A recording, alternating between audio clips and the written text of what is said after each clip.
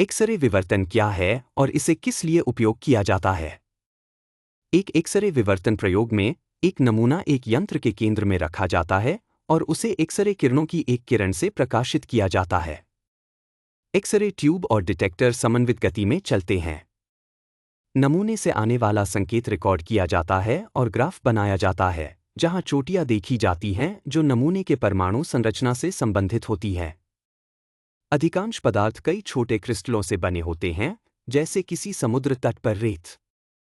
ये प्रत्येक क्रिस्टल परमाणुओं की एक नियमित व्यवस्था से बने होते हैं और प्रत्येक परमाणु नाभिक और उसके चारों ओर इलेक्ट्रॉन की एक बादल से बना होता है। यहीं पर एक्स-रे विवर्तन की कहानी शुरू होती है। एक्स-रे उच्च ऊर्जा वाली प्रकाश किरणें होती हैं, जिनका एक दोहराने वाला कालावधि होता है, जिसे तरंगदैर्ध्य कहते हैं। चूंकि एक्स-रे का तरंगदैर्ध्य क्रिस्टल में परमाणुओं के बीच की दूरी के समान होता है, एक विशेष व्यवधान प्रभाव जिसे विवर्तन कहते हैं, इसका उपयोग परमाणुओं के बीच की दूरी मापने के लिए किया जा सकता है। जब एक्स-रे एक दूसरे के साथ परस्पर क्रिया करते हैं, तो व्यवधान होता है। यदि तरंगें एक साथ सिंक्रोनाइज होती हैं, तो संकेत बढ़ जाता है, इसे रचनात्मक व्यवधान कहते हैं।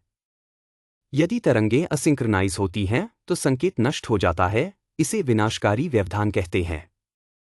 जब एक एक्स-रे किसी परमाणु से टकराता है, तो उसकी ऊर्जा इलेक्ट्रॉनों द्वारा अवशोषित हो जाती है। इलेक्ट्रॉन परमाणु के चारों ओर विशेष ऊर्जा अवस्थाओं में होते हैं। चूंकि यह ऊर्जा इलेक्ट्रॉन को मुक्त करने के लिए पर्याप्त नहीं होती, इस ऊर्जा को वही ऊर्जा, लेकिन एक नई एक्स-रे किरण के रूप में पुनः उत्सर्जित किया जाना चाहिए। इस प्रक्रिया को लोचदार प्रकीर्णन कहते हैं। क्रिस्टल में परमाणुओं की दोहराई जाने वाली व्यवस्था विशिष्ट समतलों के रूप में होती है, जो अच्छी तरह से परिभाषित दूरी से अलग होते हैं। जब परमाणु समतल एक्स-रे किरण की किरण के संपर्क में आते हैं, तो नियमित रूप से स्थानित परमाणुओं द्वारा एक्स-रे विकिरण होते हैं। उत्सर्जित संकेत की तीव्र वृद्धि विशेष कोणों पर होती है, जहां विकिरण तरंगें रचनात्मक रूप से व्यवधान करती हैं। इस प्रभाव को विवर्तन कहते हैं। आने वाली किरण और विकिरण किरण के बीच का कोण 2 थीटा कहा जाता है। रचनात्मक व्यवधान के लिए यह आवश्यक है कि विकिरण तरंगें सुसंगत हों, अर्थात दूसरी तरंग को तरंगदैर्ध्य की पूरी संख्या यात्रा करनी होगी। इस मामले में आने वाली किरण के पक्ष में आधा तरंगदैर्ध्य और विकिरण पक्ष में आधा तरंगदैर्ध्य यात्रा होती है, जिससे कुल एक तरंगदैर्ध्य बनता है। अगली एक्स-रे के लिए एक तरंगदैर्ध्य आने और विकिरण दोनों पक्षों में यात्रा करता है, जिससे 2 तरंगदैर्ध्य होते हैं।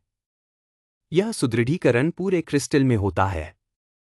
जिस सटीक कोण पर विवर्तन होता है, उसे लाल त्रिभुज से निर्धारित किया जाता है। शीर्ष का कोण थीटा है, जो आने वाली और विकिरण बीम्स के बीच का आधा कोण है। लंबी भुजा परमाणु समतलों के बीच की दूरी है और छोटी भुजा हमें ज्ञात है, जो तरंगदैर्ध्य का आधा है। विवर्तन कोण और परमाणुओं के बीच की दूरी के बीच संबंध त्रिकोणमिति के साइन फलन को लागू करके ज्ञात किया जा सकता है। इस समीकरण को पुनः व्यवस्थित करने पर एक ऐसा समीकरण मिलता है, जिसे सामान्यतः ब्रैग का नियम कहा जाता है, जिसे सर विलियम हेनरी और विलियम लॉरेंस ब्रैग ने दिया था, जो पिता पुत्र दल थे जिन्होंने 1915 में एक्स-रे विवर्तन द्वारा क्रिस्टल संरचनाओं के विश्लेषण के लिए नोबेल पुरस्कार जीता था।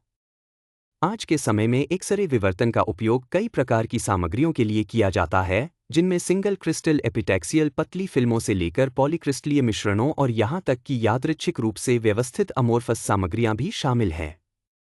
एक्स-रे विवर्तन वैज्ञानिकों को नई दवाइयां विकसित करने, खनिजों के आधार पर चट्टानों को वर्गीकृत करने और यह समझने में मदद करता है कि परमाणुओं की व्यवस्था ऊर्जा भंडारण सामग्री के व्यवहार